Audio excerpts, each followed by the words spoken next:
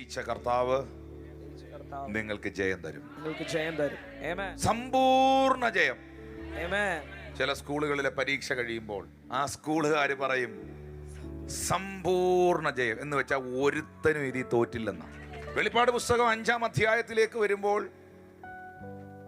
അതിന്റെ 5-ാമത്തെ വാക്യം നോക്കുന്ന സമയത്ത് അവിടെ എഴുതിയിട്ടുണ്ട്, അപ്പോൾ മൂപ്പന്മാരിൽ ഒരുത്തൻ എന്നോട്, ഞാൻ സിംഹാസനത്തിൽ ഇരിക്കുന്നവന്റെ വലം കയ്യിൽ അകത്തും പുറത്തും എഴുത്തുള്ളതായി 7 മുദ്രയാൽ മുദ്രയിട്ടൊരു പുസ്തകം കണ്ടു. അടുത്ത വാക്യം, ആ പുസ്തകം തുറക്കാനും അതിന്റെ മുദ്ര പൊട്ടിപ്പാനും യോഗ്യൻ ആരുള്ളൂ എന്ന് അത്യുച്ചത്തിൽ ഘോഷിക്കുന്ന ശക്തനായൊരു ഈ പുസ്തകം ആർക്ക് തുറക്കാൻ കഴിയും?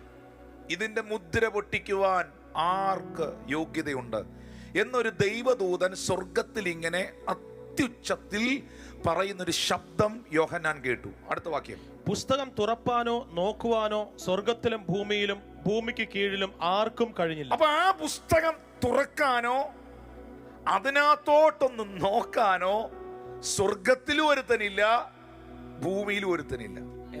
നമ്മുടെ ഭാഷയിൽ പറഞ്ഞാൽ ഒരുത്തരേം കൊണ്ടും പറ്റുന്നില്ല, ആർക്കും കഴിഞ്ഞില്ല. 4-ാമത്തെ വാക്യത്തിൽ വരുമ്പോൾ പുസ്തകം തുറന്നൊന്ന് വായിപ്പാനെങ്കിലും അത് നോക്കുവാനെങ്കിലും യോഗ്യനായി ആരെയും കാണായിക കൊണ്ട് ഞാൻ ഏറ്റവും കരഞ്ഞു. യോഹന്നാൻ കരയാൻ തുടങ്ങി. ഈ പുസ്തകം തുറക്കാനും അത് വായിക്കാനും അതിനകത്തോട്ട് നോക്കാനെങ്കിലും ഭൂമിയിലുള്ളതോ സ്വർഗത്തിലുള്ളതോ ആരെയും കാണാതിരുന്നത് കൊണ്ട് യോഹന്നാൻ പത്മോസിലിരുന്ന ദർശനത്തിൽ കരയാൻ തുടങ്ങി. 5-ാമത്തെ വാക്യത്തിൽ വരുമ്പോൾ, അപ്പോൾ മൂപ്പന്മാരിൽ ഒരുത്തൻ എന്നോട് കരയേണ്ട യഹൂദ ഗോത്രത്തിൽ, അവിടെ ഒന്ന് നിൽക്കണം, കരയേണ്ട. യോഹന്നാനെ കരഞ്ഞത് മതി. യഹൂദ ഗോത്രത്തിലെ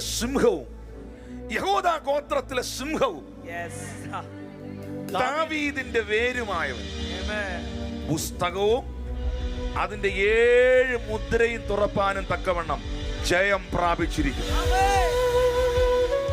ഞാൻ സ്വർഗത്തിലും ആരെയും കണ്ടില്ല ഈ പുസ്തകം ഒന്ന് തുറക്കാനും അതിനകത്തോട്ടൊന്ന് നോക്കാനും അതിന്റെ മുദ്ര പൊട്ടിക്കാനും അത് വായിക്കാനും ഞാൻ ആരെയും കണ്ടില്ല. യോഹന്നാൻ കരയാൻ തുടങ്ങി. ആരുമില്ലേ ജയം പ്രാപിച്ചവർ?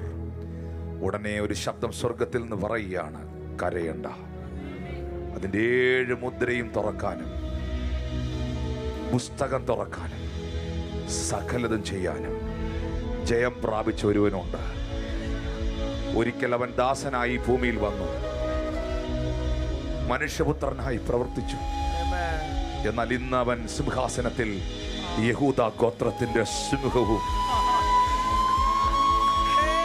ദാവീദിന്റെ വേരുമാണ്. ആ കർത്താവ് തന്റെ ജനത്തിനും ജയം നൽകും. അടുത്തിരിക്കുന്നവരോട് പറയോ, ജയിച്ച ദൈവം എന്നെയും ജയിപ്പിക്കും. ജയിച്ച കർത്താവ് എന്നെയും ജയിപ്പിക്കും. അത് ഞാൻ ഏതാണ്ട് ചെയ്തത് കൊണ്ടല്ല.